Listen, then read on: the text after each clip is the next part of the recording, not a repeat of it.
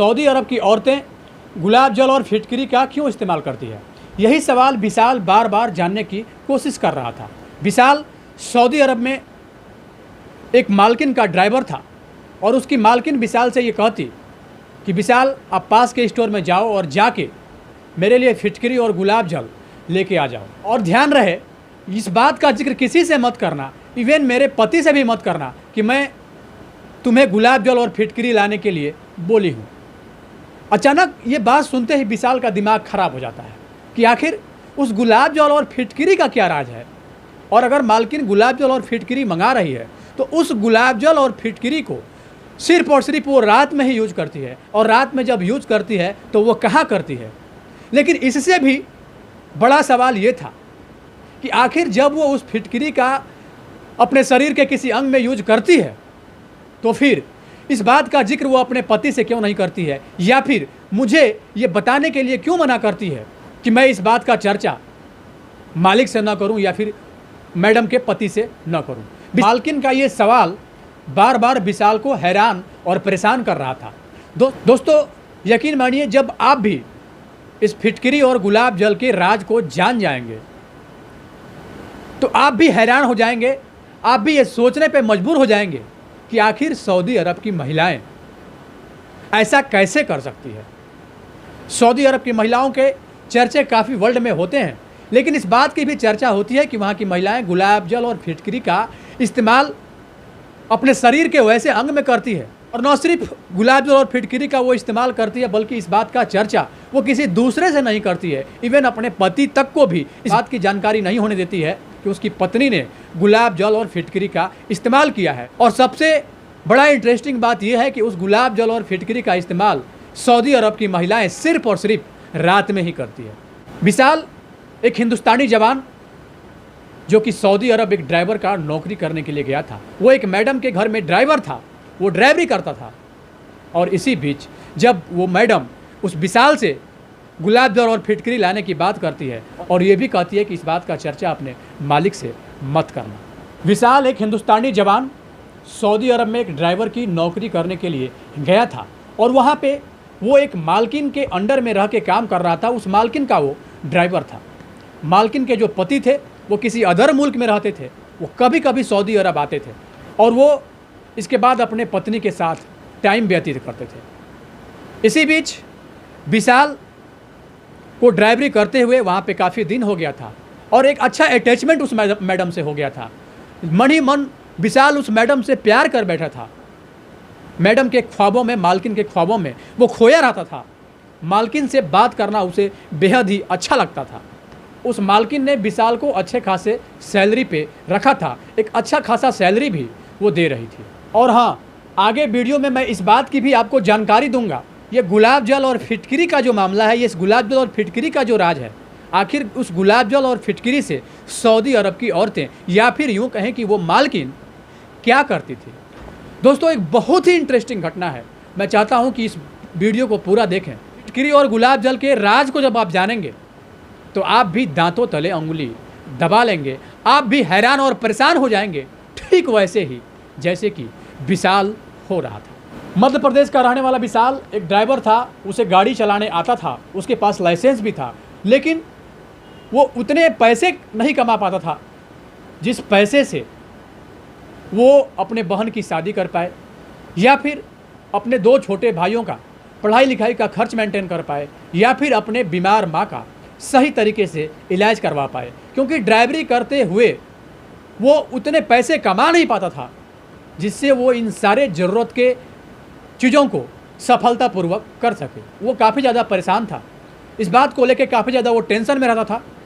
बार बार इधर उधर हाथ पाँव मारता था कि उसे एक अच्छा जॉब मिल जाए, लेकिन उसे जॉब नहीं मिलता था। हार के एक दिन वो अपने सऊदी अरब में रहने वाले दोस्त को फ़ोन करता है और कहता है कि दोस्त, यहाँ पे हमारी स्थिति बहुत ही ख़राब हो गई है। हम उतना पैसा कमाते हैं जितना कि यहाँ पे खर्च हो जाता है, बाकी का जो काम है वो हम कर नहीं पाते हैं और हमारे ऊपर परिवार का जो दायित्व है, परिवार की जो जिम्मेवारी है, परिवार की जो रिस्पॉन्सिबिलिटी है हमारे सर पे, उस रिस्पॉन्सिबिलिटी को हम सही तरीके से नहीं निभा पा रहे हैं। ऊपर से बहन का शादी करना है, 2 भाइयों के पढ़ाई लिखाई का खर्च है, साथ ही साथ माँ भी बीमार रहती है, उसके दवा दारू में भी जो खर्च होता है उस खर्च को भी मैं नहीं जुटा पाता हूँ।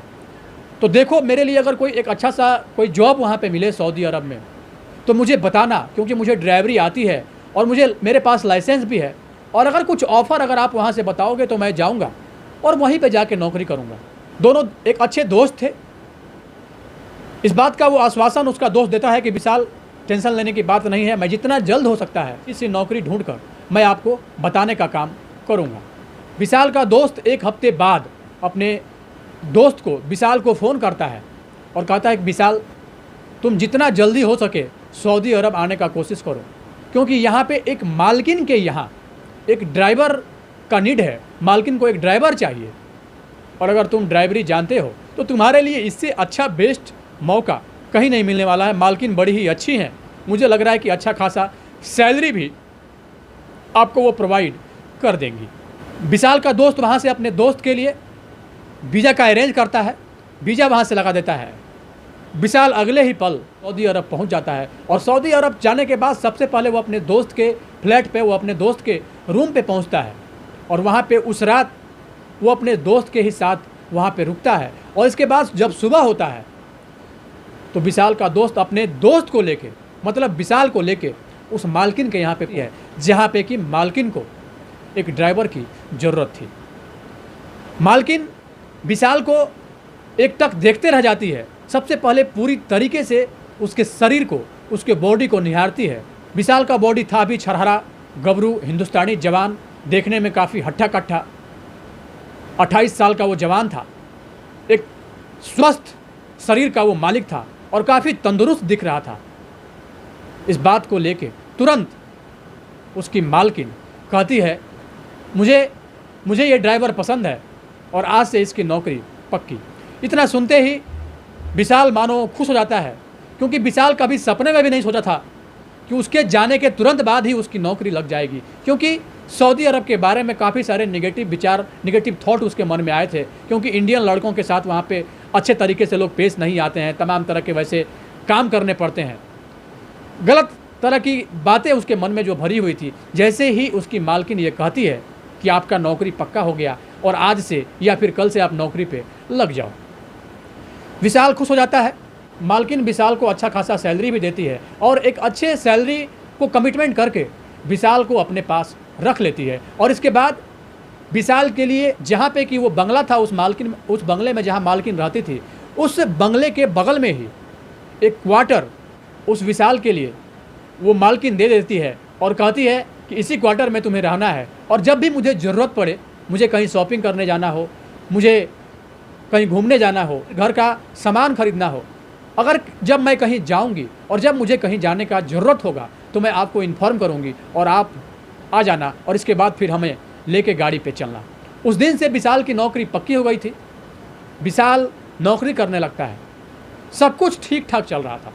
अपने घर विशाल समय समय पे पैसे भी भेजता। पहले से उसकी आर्थिक स्थिति बहुत ही ठीक हो गई थी। मतलब यूँ कहें कि मालकिन के भरोसे और विश्वास को भी एक तरह से उसने जीतने का काम किया था। एक दिन की बात है, विशाल अपने फ्लैट में सोया हुआ था और तब तक मालकिन उसके फ्लैट में पहुंच जाती है और कहती है, विशाल तुम फ़ोन नहीं उठा रहे हो, आज इसी वक्त एयरपोर्ट जाना है। जैसे ही विशाल ये बात सुनता है, विशाल के मानो पैरों तले ज़मीन खिसक जाती है, क्योंकि उस मैडम से, उस मालकिन से विशाल मन ही मन प्यार कर रहा था। वन साइडेड ही सही, उस मालकिन को वो चाह रहा था। उस मालकिन के ख्वाबों में वो हमेशा खोया रहता था। और जैसे ही वो इस बात का जिक्र करती है कि वो अपने पति को पिक करने एयरपोर्ट जा रही है, उस विशाल को जलन होने लगती है।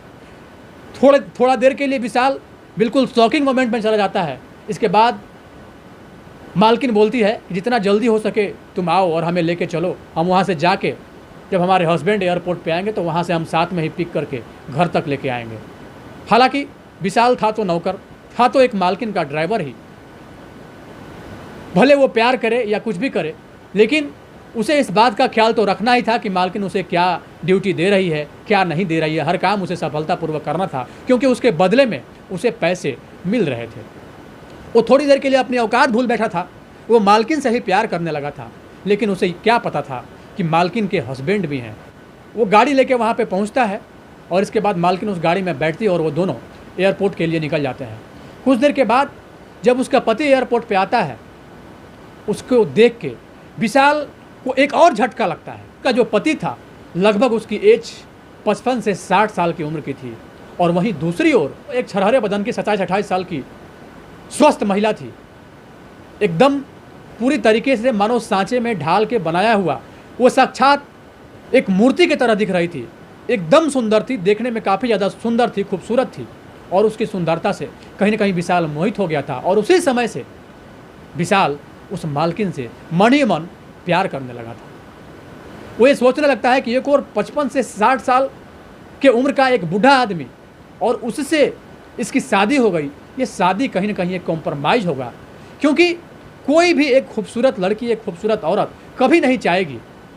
वो बार बार सोचता कि आखिर इस मैडम के साथ, इस मालकिन के साथ आखिर कोई ना कोई तो व्यवस्था जरूर रही होगी, क्योंकि अगर व्यवस्था नहीं होती तो वो उस बूढ़े आदमी से शादी नहीं करती। जैसे ही वो बूढ़ा शख्स एयरपोर्ट से बाहर आता है, वो उस औरत को गले से लगा लेता है और इसके बाद उसका हाथ पकड़ के कार में बैठ जाता है। कार में बैठने के बाद उस औरत के साथ अश्लील हरकत करने लगता है। बार बार उसको अपने शरीर से चिपकाने की कोशिश करता है, मानो इस बात के लिए प्रेरित कर रहा हो, मानो उसको उकसा रहा हो। उसके ऐसा करने का उसकी पत्नी, उसकी औरत विरोध नहीं करती है, बल्कि वो भी पूरी तरीके से उस बूढ़े औरत का साथ देने लगती है। मन ही मन विशाल को जलन हो रही थी कि जिस औरत के लिए उसने ख्वाब पाले थे, जिस औरत से वो मन ही मन प्यार कर बैठा था, आज वही औरत एक बूढ़े के बाहों में है। हालांकि वो बूढ़ा कोई दूसरा नहीं था, वो बूढ़ा उसका पति था, लेकिन उस बूढ़े के साथ देख के अपने मालकिन को उसे बिल्कुल भी अच्छा नहीं लग रहा था। वो बार बार ये सोच रहा था, जो मालकिन का एज था 27-28 साल की मालकिन थी, देखने में छरहरी गदराई हुई, पूरी तरह से खूबसूरत हुस्न की मलिका कहें, एक और 27-28 साल का एक यंग एज, वहीं दूसरी ओर 55 और 60 साल का वो बूढ़ा एज। तो जाहिर सी बात है कि इस जोड़ी को देख के विशाल काफ़ी ज़्यादा टेंशन में हो गया कि आखिर ये कैसे हो गया।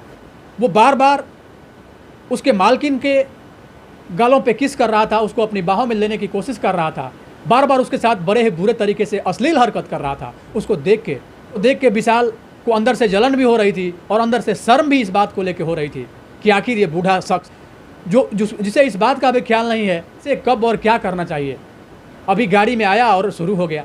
उसके इस हरकत को देख के विशाल काफ़ी ज़्यादा परेशान था और अंदर ही अंदर इस बात से जल भी रहा था। वो मालिक और मालकिन दोनों को ड्रॉप कर देता है और ड्रॉप करने के बाद अपने क्वार्टर में चले जाता है और वहाँ जाके वो मन ही मन सोचने लगता है कि आखिर ये सब क्या हो रहा है, ये सब क्या मुझे देखने को मिल रहा है।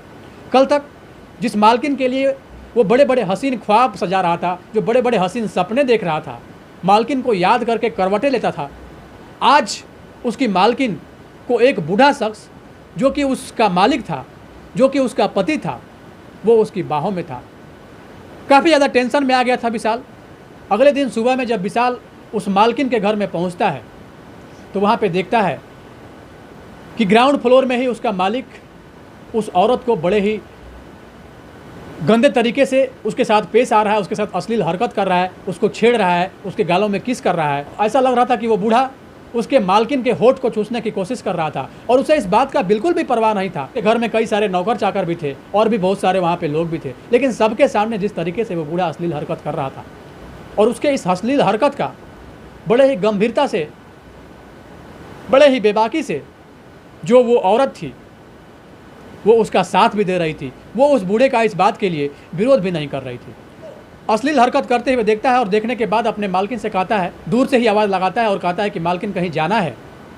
जैसे ही विशाल ये बात बोलता है, वो मालिक, घर का जो मालिक है, जो बूढ़ा, वो कहता है कि नहीं, तुम्हारे मालकिन को कहीं नहीं जाना है, अभी मैं 8 दिन के लिए आया हूँ और 8 दिन मालकिन सिर्फ और सिर्फ अब मेरे साथ रहेंगी, मालकिन को अब कहीं नहीं जाना है। तुम्हें अगर कोई दूसरा काम है तो जाके कोई दूसरा काम करो, और अगर दूसरा काम नहीं है तो जाओ अपने क्वार्टर में जाके आराम करो। इस बीच तुमको कहीं अगर घूमने जाना है तो घूमने चले जाओ, क्योंकि मालकिन कहीं नहीं जाएगी, और कहीं घूमने फिरने नहीं जाना है तो जाओ आराम से 8 दिन तक क्वार्टर में आराम करो। अब मालकिन का जो भी समय है वो मेरा समय है, 7 से 8 दिन जितना दिन में मैं यहाँ पे हूँ वो पूरा का पूरा समय मालकिन मुझे देने वाली है, मालकिन आपकी अब कहीं नहीं जाएंगे।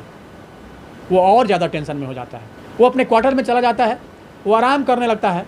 1-2 दिन के बाद उसकी मालकिन वहाँ पे पहुँचती है उसके क्वार्टर में और कहती है कि विशाल एक काम करो, जिस स्टोर से हम लोग घर का सामान लेके आते हैं वहाँ पे जाओ, और वहाँ पे जाने के बाद बाद उससे गुलाब जल और फिटकरी ले लेना और कहना कि हमें मालकिन ने भेजा है, और ये भी कहना कि मालकिन के पति अब आ चुके हैं दूसरे मुल्क से, अब गुलाब जल और फिटकरी की मात्रा पहले से ज़्यादा कर दे। और उसके साथ साथ इस बात का ध्यान रखना कि जब गुलाब जल और फिटकरी लेके आना तो अपने मालिक को मत बताना, मेरे पति को मत बताना कि मैं तुमसे गुलाब जल और फिटकरी मंगवाती हूँ। विशाल फिर से टेंशन में चला जाता है और ये सोचने लगता है कि आखिर गुलाब जल और फिटकरी मालकिन को क्यों चाहिए, और गुलाब जल और फिटकरी अगर चाहिए भी तो वो इस बात के लिए मना क्यों कर रही है कि इस बात का चर्चा अपने मालिक से मत करना। साथ ही वो ये बात क्यों कह रही है कि अब गुलाब जल और फिटकरी की मात्रा उस दुकानदार से बोलना पहले से ज़्यादा बढ़ा दे। वो टेंशन में हो जाता है। वो सीधा उस स्टोर पे पहुंचता है और स्टोर पे जाने के बाद कहता है कि सुनिए, जो मैडम आपके यहाँ मेरे साथ आती थी, वो उस मैडम, उनके पति आ चुके हैं और वो चाहती हैं कि उनको आप गुलाब जल और फिटकरी दे दें, और गुलाब जल और फिटकरी का जो मात्रा है वो पहले से ज़्यादा बढ़ाने के लिए मैडम बोली हैं। वो दुकानदार मुस्कुराता है और मुस्कुराने के बाद कहता है कि अच्छा, उसके पति आ चुके हैं इसलिए ज़्यादा मात्रा में चाहिए, कोई बात नहीं। वो फिटकरी और गुलाब जल विशाल को दे देता है और विशाल फिटकरी और गुलाब जल लेके आता है और अपने मालकिन को दे देता है। लेकिन वो ये सोचने लगता है, बार बार उसको ये सवाल परेशान कर रहा था और ये जानने की कोशिश करने लगता है कि इस गुलाब जल और फिटकरी का मालकिन से या फिर मालिक से क्या संबंध है। एक दिन घर के नौकरों से वो पूछता है कि मालकिन गुलाब जल और फिटकरी मंगवाई हैं, गुलाब जल और फिटकरी का क्या करेंगी। तब जो नौकर होते हैं वो हंसने लगते हैं और बोलते हैं कि तुम्हें क्या काम है इस चीज़ से, तुम शादीशुदा नहीं हो, तुम्हें इस बात का क्या करना है कि गुलाब जल और फिटकरी का कौन क्या कर रहा है। वो नौकर, जो लोग नौकर थे, वो भी ये बात विशाल से नहीं बताते हैं और विशाल बार बार इस बात को लेकर परेशान हो रहा था, हैरान हो रहा था गुलाब जल और फिटकरी से, मानो वो निकल ही नहीं पा रहा था कि ये गुलाब जल और फिटकरी का क्या रहस्य है। एक दिन की बात है, वो अपने रूम में सोया हुआ था और अचानक उसके दिमाग में आता है कि चलो मैं जाके स्टोर में ही पूछता हूँ, उस दुकानदार से ही पूछने की कोशिश करता हूँ कि आखिर गुलाब जल और फिटकरी का क्या होना है। वो सीधा उस स्टोर में पहुँचता है और उस दुकानदार से पूछता है कि मालकिन ने जो कल गुलाब जल और फिटकरी मंगवाया था, उस गुलाब जल और फिटकरी का क्या करना है, महिलाएं क्या करती है गुलाब जल और फिटकरी का। वो बूढ़ा मुस्कुराता है, चेहरे पे स्माइल लेता है और कहता है कि तुम्हें पता नहीं है, गुलाब जल और फिटकरी का डिमांड सऊदीया में बहुत ज़्यादा है, और अब तो गुलाब जल और फिटकरी का मात्रा इतना बढ़ गया है उसके डिमांड का कि मैं परेशान हो जाता हूँ, मैं लोगों को दे नहीं पाता हूँ। मैं डबल और ट्रिपल मुनाफा लेके गुलाब जल और फिटकरी बेचता हूँ, लेकिन फिर भी मेरे पास गुलाब जल और फिटकरी की कमी हो जाती है। तब विशाल कहता है कि ये सब तो ठीक है, आपका डिमांड है, आप बेचते भी हैं, लेकिन आखिर महिलाएं सऊदी अरब में उस गुलाब जल और फिटकरी को करती क्या है।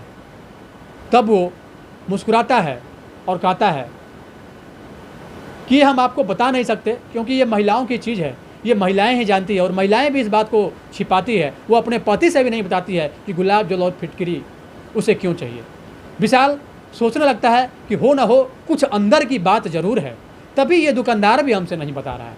आखिर महिला ही जाने, कोई पुरुष न जाने, आखिर इसमें कौन सा रहस्य छिपा हुआ है। वो बार बार इस बात को सोच के परेशान हो रहा था। एक दिन वो मैडम के साथ कहीं जा रहा था, वो गाड़ी ड्राइव कर रहा था, उसकी मैडम पीछे बैठी हुई थी, और वो अचानक से मैडम से कहता है कि मैडम एक बात मैं आपसे पूछूं, मेरे मन में वो सवाल बार बार आ रहा है और उस सवाल का जवाब मुझे नहीं मिल रहा है। मैंने काफ़ी ट्राई किया, मैंने काफ़ी हाथ पांव मारे, लेकिन उस सवाल का जवाब नहीं मिला। मुझे ये जानना है कि मैडम फिटकरी और गुलाब जल का आप क्या करती हैं। आपने जो गुलाब जल और फिटकरी इतने मात्रा में मंगवाया, आप उस गुलाब जल और फिटकरी का क्या करेंगी।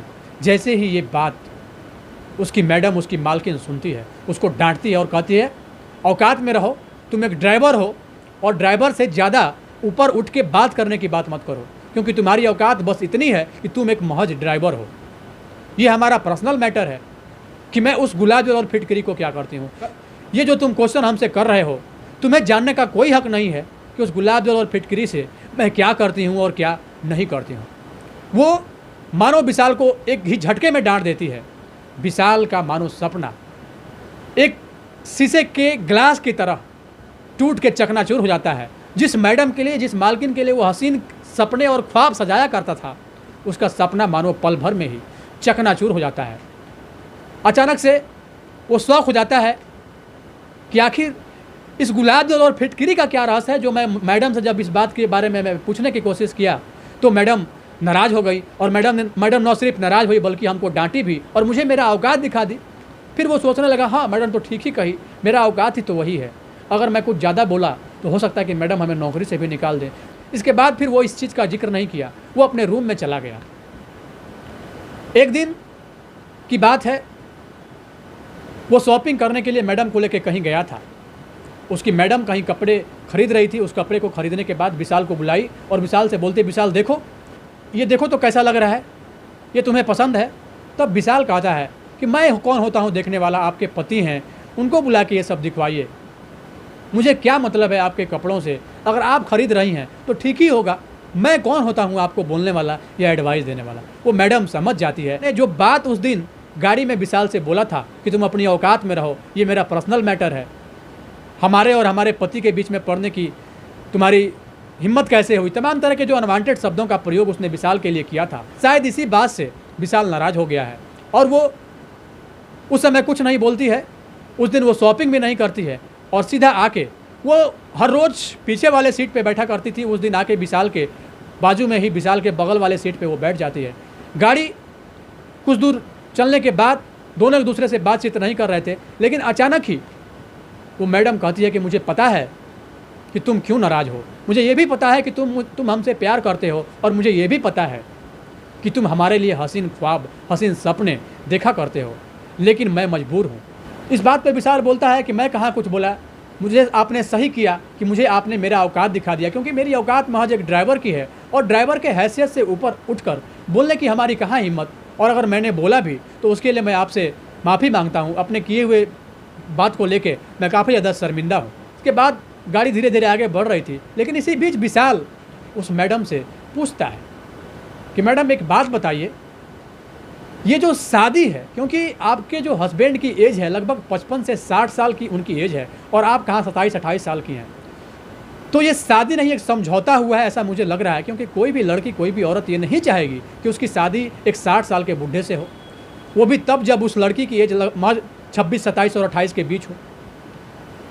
तो वो कहती है, भला ये कौन चाहेगा कि किसी लड़की की जिसकी एज 27-28 साल की एज हो, उसकी शादी किसी एक बूढ़े से हो। मैं भी ये नहीं चाहती थी, लेकिन यहाँ तक तो मुझे ये भी पता नहीं है कि मेरा असली माँ बाप कौन है। जब मैं बड़ी हुई, जब मैं होश संभाली, तो मैं खुद को एक अंग्रेज़ के घर में पाई और अंग्रेज के घर में मैं पूरी तरीके से पली और बढ़ी।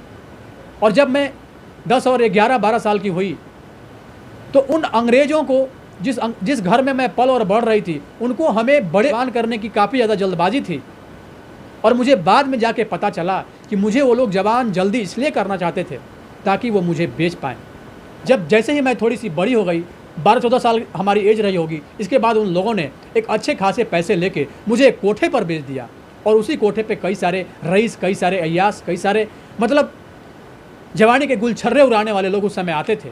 और उस समय तुम्हारे जो मालिक की एज थी 28 से 30 साल की उस समय उनकी एज थी और हमारी जो एज थी महज 12 से 14 साल की एज थी।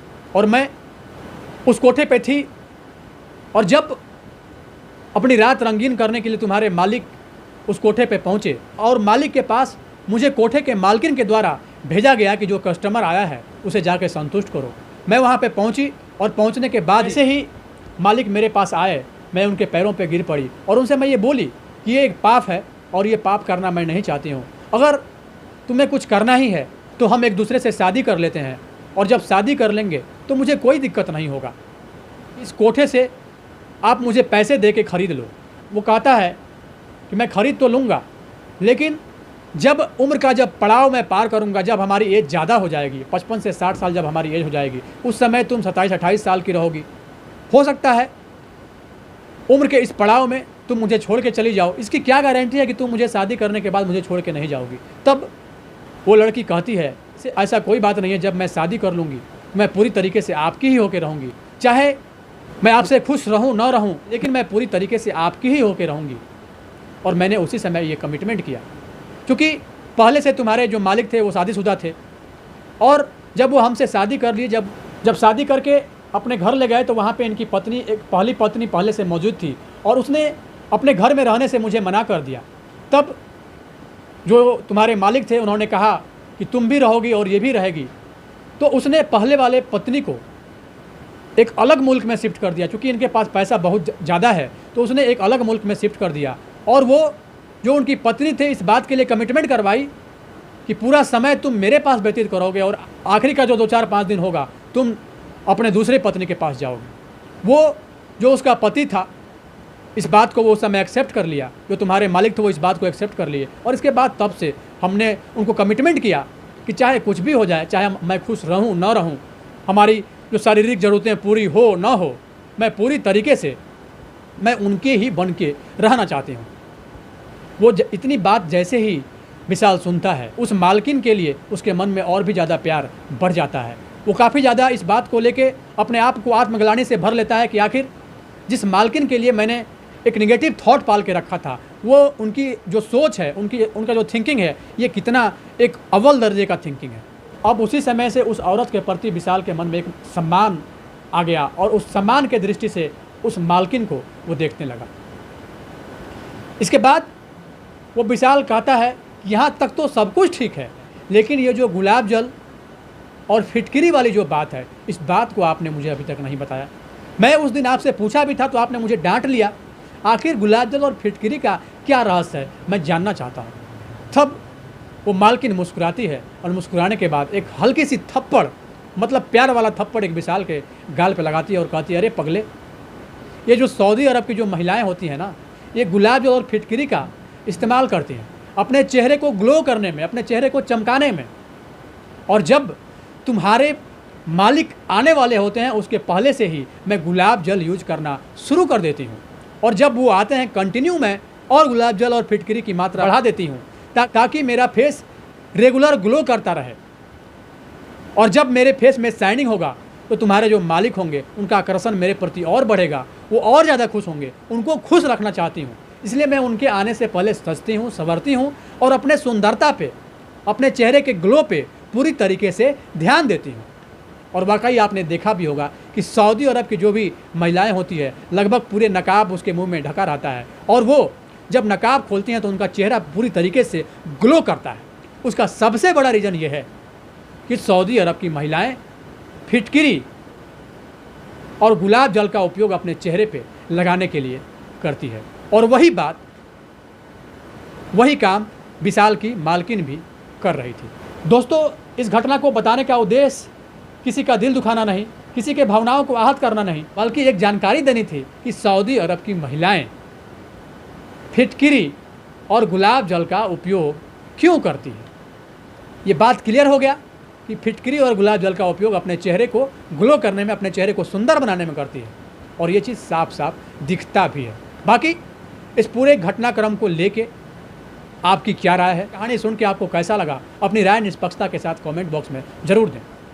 साथ ही मैं एक मुहिम चला रहा हूँ, जो लोग भी चाहते हैं कि मैं अपने वीडियो में उनका नाम रखूँ, उनका बर्थडे विश करूँ, वो अपना नाम भी अपने बर्थ डेट के साथ कमेंट करें, ताकि मैं उनके बर्थडे को अनाउंस कर पाऊँ, उनके बर्थडे पे मैं अपनी ओर से शुभकामना दे पाऊँ। बहुत बहुत धन्यवाद, आप लोग जुड़े हुए थे जनतक न्यूज़ के साथ।